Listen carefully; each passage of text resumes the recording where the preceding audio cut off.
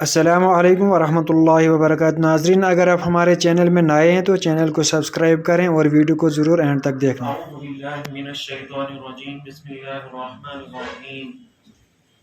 قال اللہ تعالی فی القرآن المجید، یا ایھا الذین آمنوا اتقوا اللہ وقولوا قولا سدیدا یصلح لکم اعمالکم ویغفر لکم ذنوبکم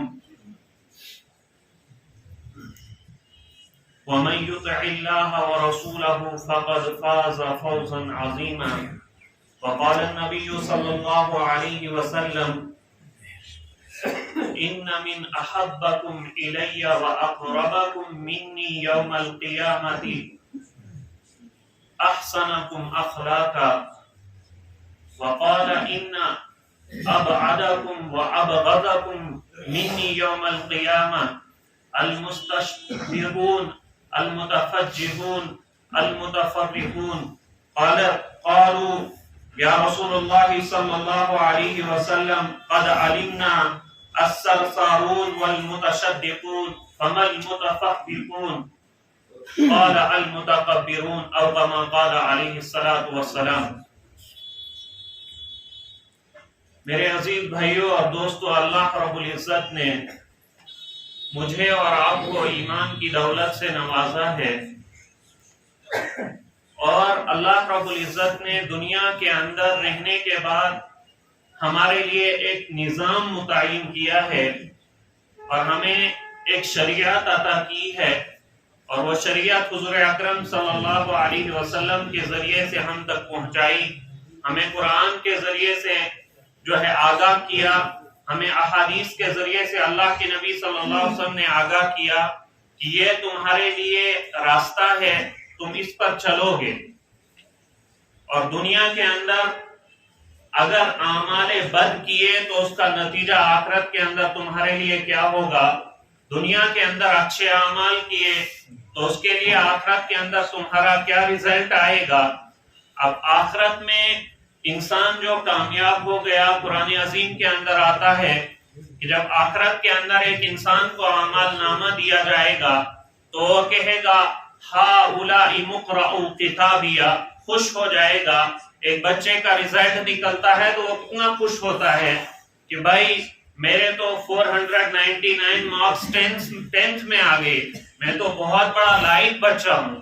اللہ کے دربار کے سامنے جہاں حضرت آدم علیہ السلام سے لے کر حضور اکرم صلی اللہ علیہ وسلم کے آخری امتی تک تمام لوگ موجود ہوں گے، اللہ کے نبی صلی اللہ علیہ وسلم کا دربار ہوگا، اللہ کی عدالت ہوگی۔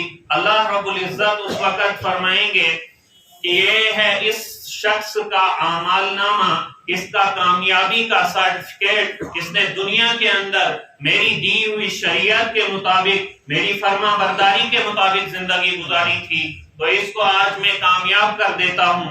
جاؤ اس کو جنت کی نعمتوں سے آگاہ کرو، اس کو جنت کی سیر کراؤ، اس کو جنت کی نعمتیں دکھاؤ۔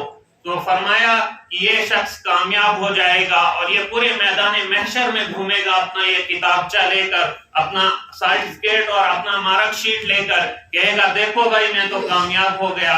لیکن ایک وہ شخص ہوگا جو نامراد اور ناکام ہوگا، کیونکہ اس کے پاس جو یہ دنیا کا وقت تھا، جو قلیل مدت تھی، جس کو اللہ رب العزت نے فرمایا وَمَا الْحَيَاةُ الدُّنْيَا إِلَّا مَتَاعُ الْغُرُورِ، یہ دنیا تو محض چند دنوں کا کھیل ہے، یہ تو محض ایک چھوٹا سا سامان ہے۔ وَمَا الْحَيَاةُ الدُّنْيَا إِلَّا لَهْوًا وَلَعِبًا، یہ تو کھیل تماشا ہے، یہ تو کچھ بھی نہیں ہے۔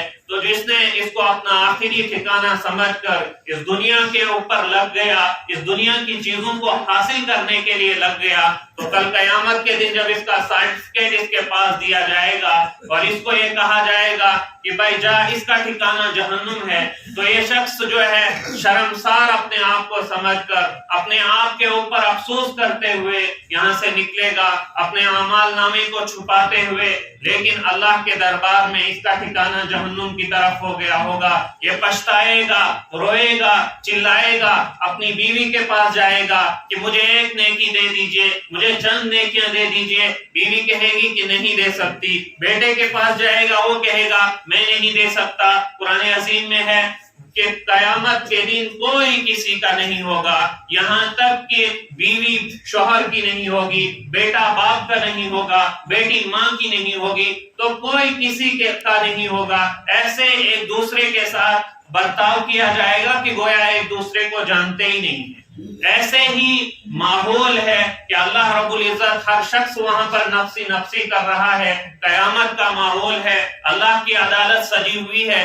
ایسی عدالت میں اللہ رب العزت کے سامنے کچھ لوگ ایسے ہوں گے کہ جن کو اللہ کے نبی صلی اللہ علیہ وسلم کی قرابت حاصل ہوگی، جو اللہ کے نبی صلی اللہ علیہ وسلم کے قریب ہوں گے، اور کچھ ایسے ذلیل لوگ ہوں گے، کچھ ایسے لوگ ہوں گے، بد نصیب لوگ ہوں گے کہ جو اللہ کے نبی صلی اللہ علیہ وسلم سے اس دن بھی دور ہوں گے، اور اللہ کے نبی صلی اللہ علیہ وسلم جو ہے ان لوگوں سے نفرت فرمائیں گے، ناراضگی کا اظہار فرمائیں گے کہ یہ لوگ جو ہیں انہوں نے دنیا کے اندر یہ کام کیے تھے، اس وجہ سے اللہ کے نبی صلی اللہ علیہ وسلم ان سے ناراض ہوں گے۔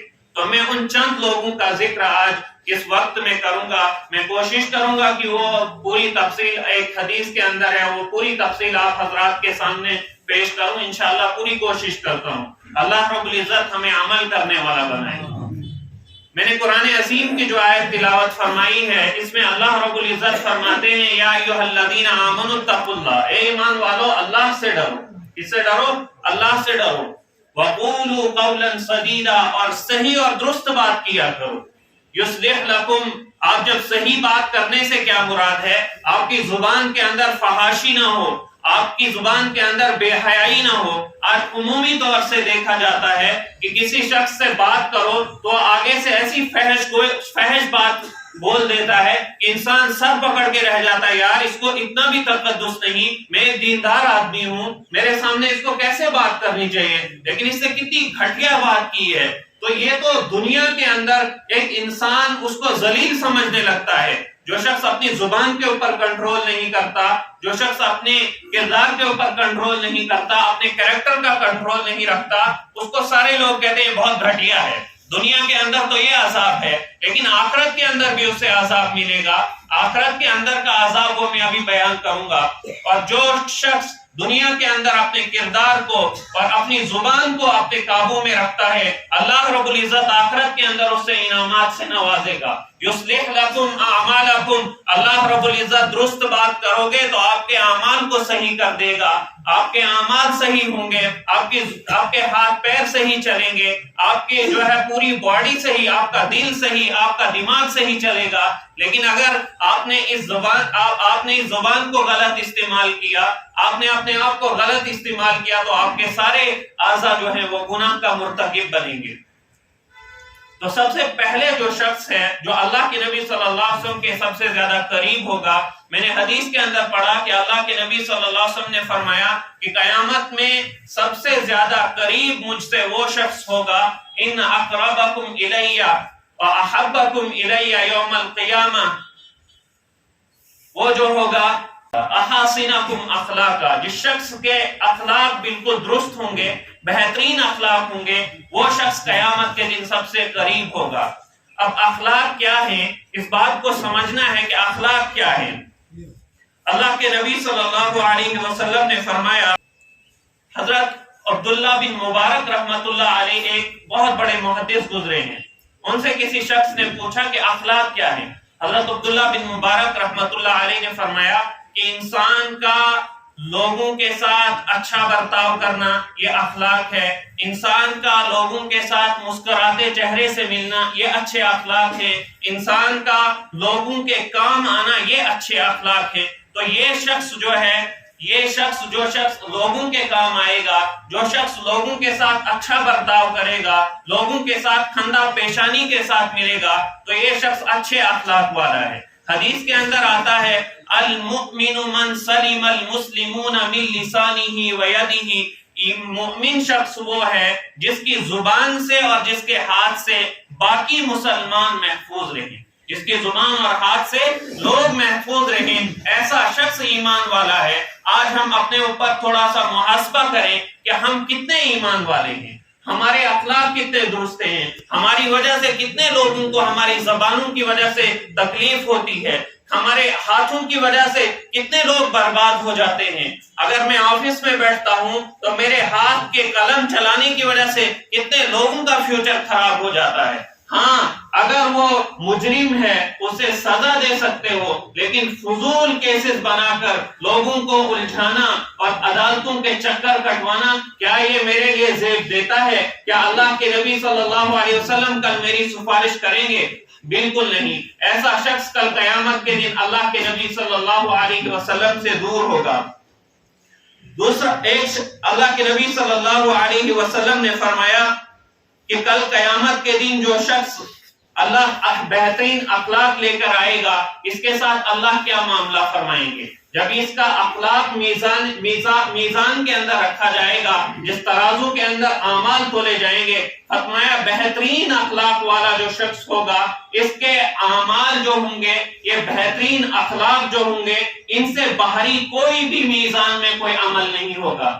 یعنی میزان میں جو اعمال تولے جائیں گے، آپ کی نماز تولی جائے گی، آپ کا روزہ تولا جائے گا، آپ کا حج تولا جائے گا، آپ کی زکاتیں تولی جائیں گی، اور لیکن سب سے وزنی جو اعمال نکلیں گے ترازو کے اندر، اللہ کے دربار میں جب ترازو لگے گا، وہاں پر جب اعمال تولے جائیں گے تو سب سے وزنی جو عمل نکلے گا وہ بہترین اخلاق نکلیں گے. وہ آپ کا بول نکلے گا، وہ آپ کا کردار نکلے گا، وہ آپ کے لوگوں کے ساتھ جو معاملات کیے ہوں گے. اس لیے حضور اکرم صلی اللہ علیہ وسلم کے بارے میں آتا ہے، اللہ کے نبی صلی اللہ علیہ وسلم جب کسی سے ملتے تھے تو مسکراتے چہرے سے ملتے تھے. جب کسی غم گسار کو دیکھتے تھے اس کے غم کو ختم کرنے کی کوشش کرتے تھے. جب کسی کے ہاں ماتمداری، یعنی جب کسی کے ہاں کوئی فوت کر جاتا تھا تو اس کو جو ہے سہارا دیا کرتے تھے. یہ اللہ کے نبی صلی اللہ علیہ وسلم کی صفات میں سے تھا. اللہ کے نبی صلی اللہ علیہ وسلم بیواؤں کا سہارا بنا کرتے تھے.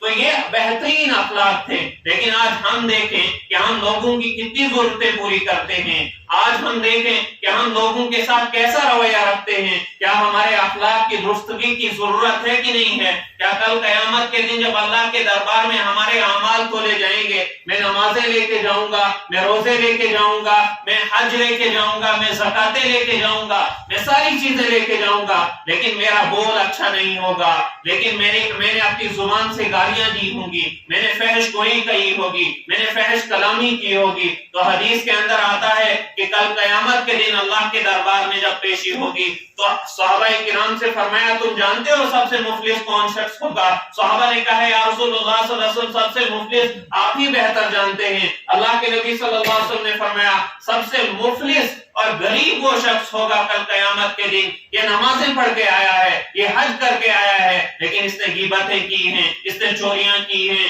اس نے دوسروں کے اوپر ظلم کیا ہے، دوسروں کا حق دبایا ہے. سب سے زیادہ غریب اور مفلس شخص کل قیامت کے دن اللہ کے دربار میں یہ شخص ہوگا. اور فرمایا کہ یہ لوگوں کے جو ہے حقوق اس سے لیے جائیں گے، اور جب لوگوں کے حقوق اس سے لیے جائیں گے اس کے پاس خالی گناہ باقی رہیں گے، پھر حقدار اور باقی رہیں گے.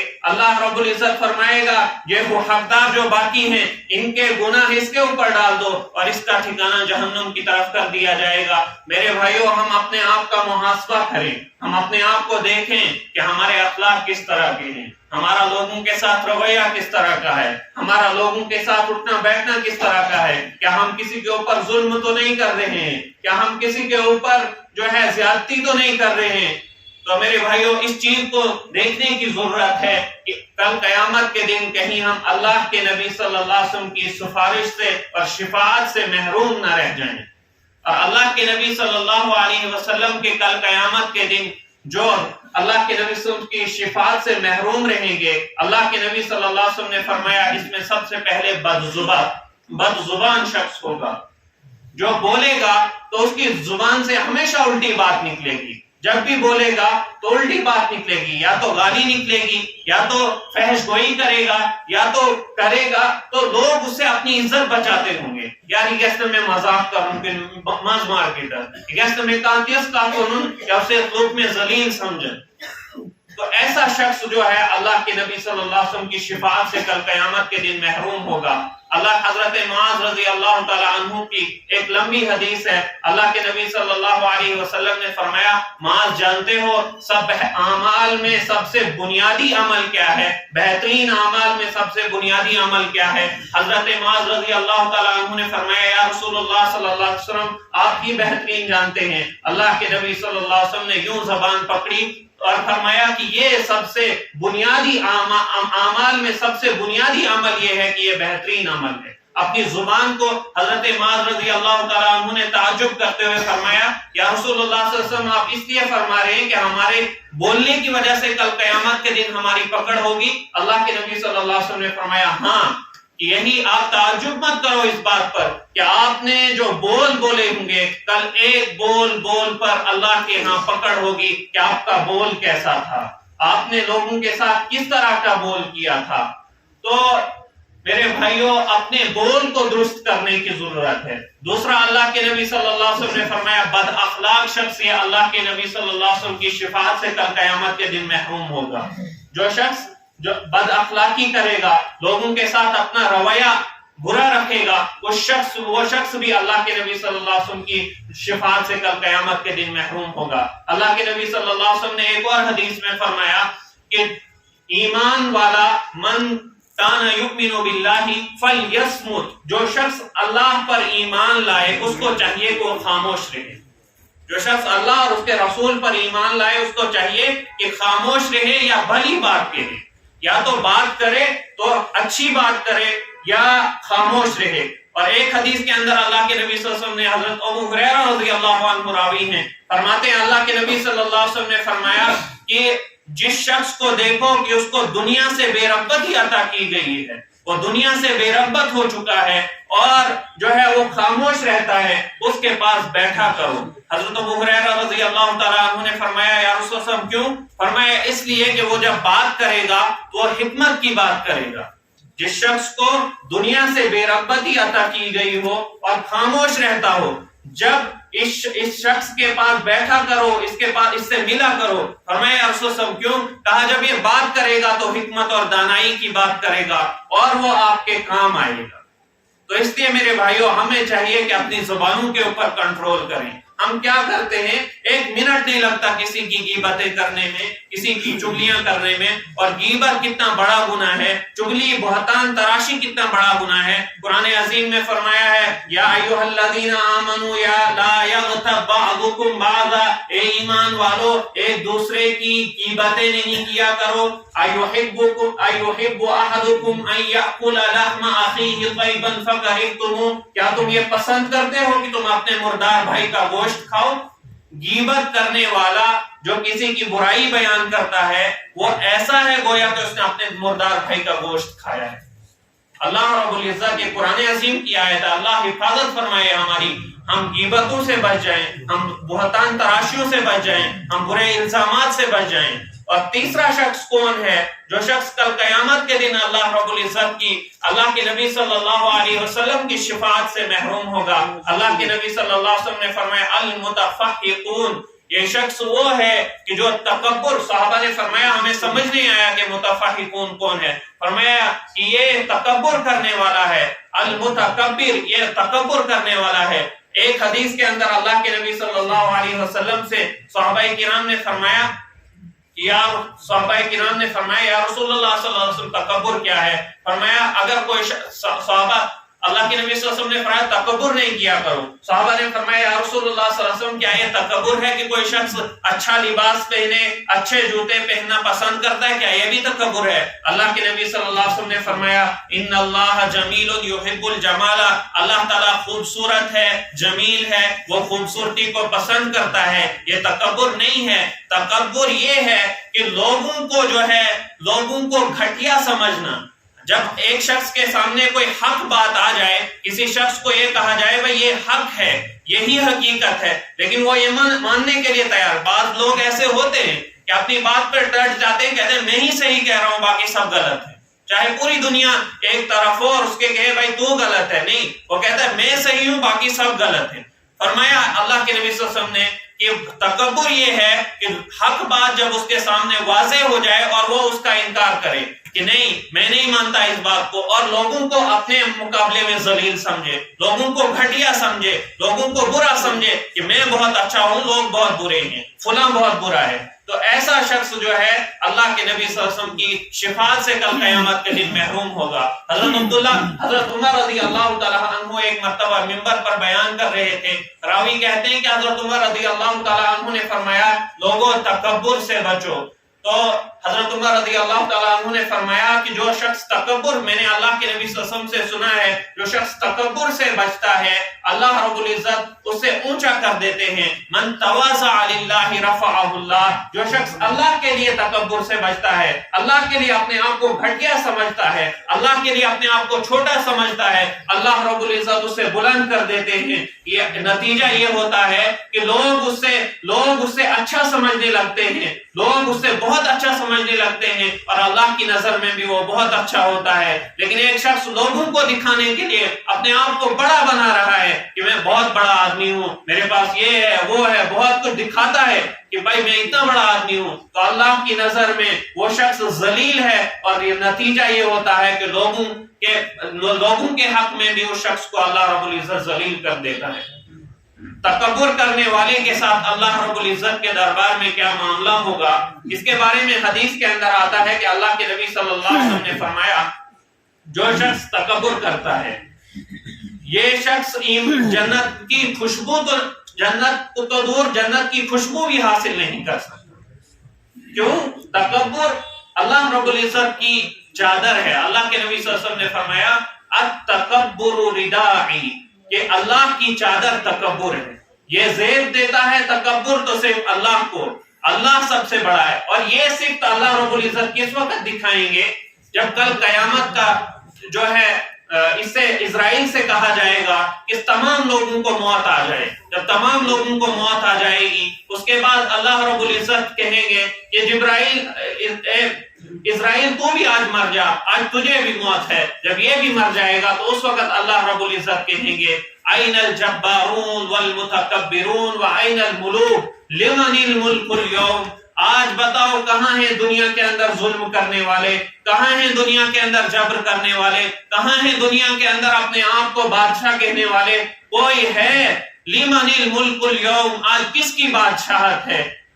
تو صرف اس وقت اللہ رب العزت اپنے تکبر کا جلال دکھائیں گے، اور یہ زیب بھی دیتا ہے کیونکہ اس نے 1000 لوگوں کو بنایا۔ ادھر دیکھو اس مسجد کے اندر کتنے لوگ ہوں گے، بازار کے اندر کتنے لوگ، ہر ایک کی شکل الگ ہے، ہر ایک کی صورت الگ ہے، ہر ایک کی آواز الگ ہے، ہر ایک کا لہجہ الگ ہے، یہاں تک کہ انسان کے جو ہاتھوں کے پوروے ہیں ان کے پرنٹس بھی الگ الگ ہیں۔ یہ تو آج سائنس نے جو ہے اس چیز کو بالکل واضح کر دیا۔ تو اللہ رب العزت اگر تکبر کر رہا ہے اور کرتا ہے یہ اس کی شان ہے، اور یہ تکبر اللہ کی چادر ہے۔ اللہ کے سوا کسی شخص کو تکبر نہیں کرنا چاہیے۔